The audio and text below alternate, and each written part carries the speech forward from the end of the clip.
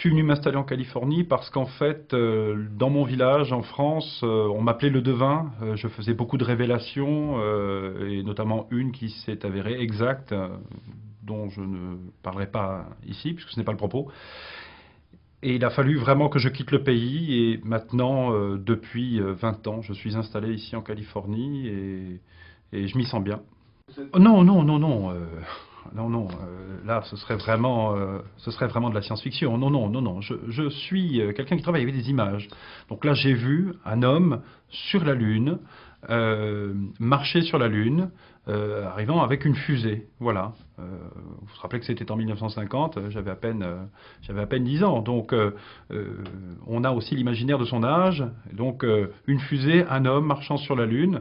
Et je disais toujours à mes parents, on va aller sur la Lune en 1969. On va... Alors, ça les faisait rire, évidemment. Ils étaient à la fois touchés, je pense, mais ça les faisait rire. Oui, j'ai effectivement toujours des images, notamment des images très très fortes en ce qui concerne en fait l'énergie nucléaire. Voilà, puisque nous arrivons vers la fin de l'énergie du pétrole. On l'a bien vu, ce qui s'est passé là sur ces dernières années. Et donc on va vers l'énergie nucléaire. Et là, l'énergie nucléaire apportera son lot de catastrophes, notamment en URSS, où je prédis pour la fin de la décennie, avant la fin de la décennie, n'est-ce pas, une catastrophe majeure qui pourra remettre en question l'utilisation même du nucléaire. On va avoir des voitures électriques, on aura des voitures électriques, et ça très rapidement, aux alentours des années, je pense, 2000, qui est mon année fétiche, 2000-2005, les voitures à pétrole n'existeront plus. On sera sur des voitures électriques.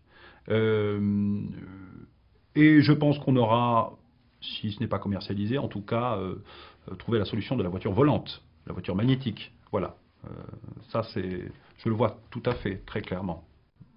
C'est relativement flou. Mais en tout cas, ce qui est certain, c'est que dans la première décennie qui suivra l'an 2000, l'Amérique sera attaquée.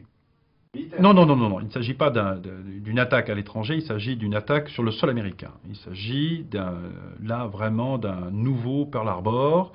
C'est un bombardement. Et je vois des villes comme Los Angeles, notamment New York, se faire bombarder, New York se faire bombarder, et ce, dans la première décennie qui suivra l'an 2000. Voilà, ça, c'est évident. Non, non, non, mais comme je vous disais, le bloc de l'Est, dans 10 ans, n'existera quasiment plus. Donc on peut imaginer qu'à l'aube de l'an 2000, non seulement ils seront nos alliés, mais en plus de ça, on ne parlera plus, enfin, je veux dire, on ne parlera plus de bloc soviétique. Non, non, non, là c'est très très clair. Les causes de ces attaques et les causes de ces conflits seront d'abord liées à l'énergie. Ça c'est évident, l'énergie, le pétrole, la guerre du pétrole va rentrer bientôt en action et dans pas longtemps. Et deuxièmement, des problèmes, une guerre de religion. On revient sur des guerres de religion. Oui, un changement qui sera une révolution populaire, puisque le peuple américain élira entre 2005 et 2012. C'est très clair là encore, un noir à la tête du pays le plus puissant du monde. Un noir sera l'homme le plus puissant du monde. Et ce sera amené par un élan populaire, vraiment. Les gens seront derrière cet homme qui sera accueilli probablement, non pas comme un messie, mais en tout cas comme un sauveur. L'esprit d'un changement pour une Amérique qui aura souffert, je pense. Le monde dans 100 ans. Alors c'est à la fois un fantasme pour moi, ça m'amuse beaucoup, j'essaie toujours d'imaginer, mais le problème c'est que je ne vois rien pour ces années-là, parce que malheureusement, en ce qui me concerne, je ne vois plus rien après 2012.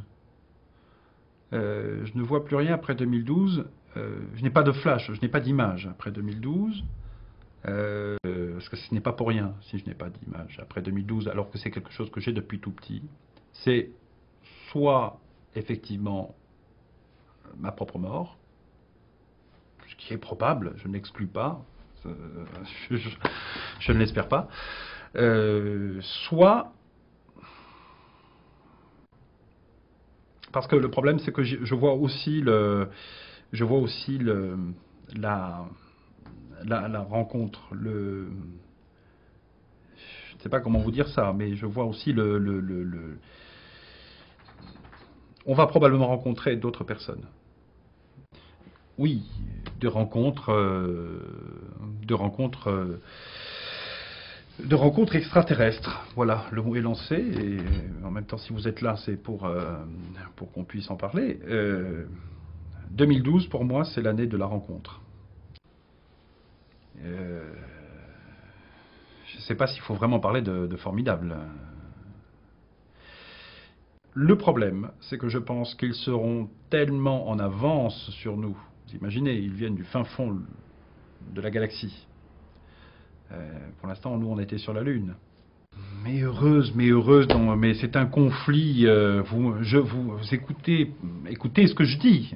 On va avoir la visite de gens qui seront bien plus puissants que nous. Il y a des perdants et des gagnants dans un conflit. Nous serons les perdants.